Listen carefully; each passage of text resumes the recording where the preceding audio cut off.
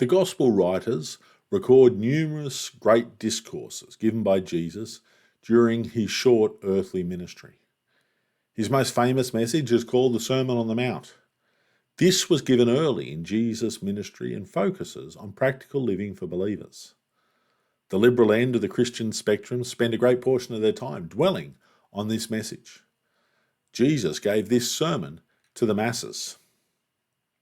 His most theologically controversial message was the Olivet Discourse, given on the Mount of Olives. It contained prophecies relating to the end times that Christians still struggle with today. I've recorded a series of YouTube posts giving detailed analysis of this private briefing to his closest friends.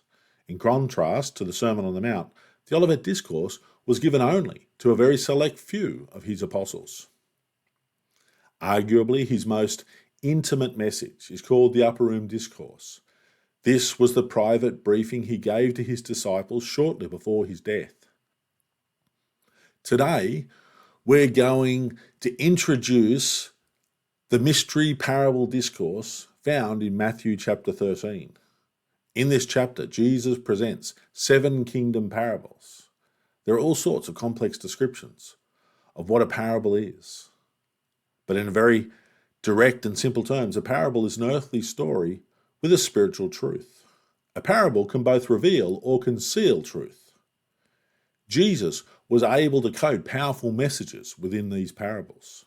People could relate to the everyday nature of the stories Jesus told. These stories were easy to remember, and afterwards the listeners could ponder over the meaning. They could ponder over the interpretation of the parables. The Synoptic Gospels record Jesus using more than 40 different parables. Sometimes Jesus could use parables as a weapon, with very thinly veiled insults directed at the religious or civil leaders. At other times, Jesus used parables to hide deeper truth. Most of the masses simply came to see Jesus in action, see him perform a miracle, or scold the religious leaders. Jesus' use of concealed parables, almost riddles, to these fickle crowds was his way of dividing the genuine believers from the casual interloper. Those who were not there simply to watch the Jesus circus would come to him afterwards and seek clarification. Those who were not genuine seekers of truth would simply depart once the day's show was over. His disciples specifically asked him, "Why do you speak to them in parables?" His reply in Matthew 13:11, "Because it has been given to you to know the mysteries of the kingdom of heaven, but to them it has not been given."